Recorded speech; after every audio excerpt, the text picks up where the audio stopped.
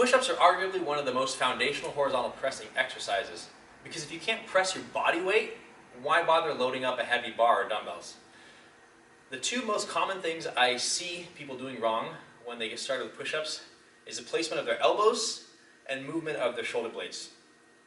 So a lot of people were taught poorly in PE how to do push-ups. Usually looks something like this, almost a T-shape. The issue here is your shoulder really can't move back much more than this, and yet there's still all this space between your chest and the ground. A much better way to do it is to keep your elbows tucked, maybe about 45 degrees or so. Not super far, but definitely not 90 degrees out like this.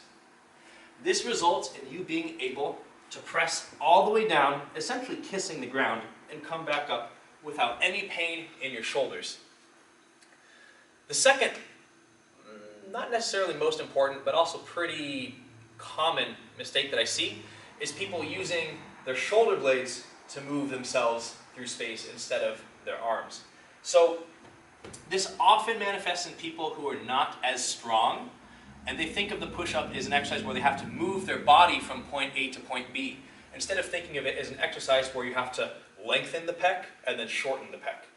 So what they end up doing is something looking like this, where they shrug themselves all the way down and then bend a little bit right here. The result is that they actually only end up doing a little bit of the movement that we want to do. What we want to see is full extension and flexion of the shoulder. So what I tell people to do is first start by putting your shoulders up, back, and down, and holding them in that position.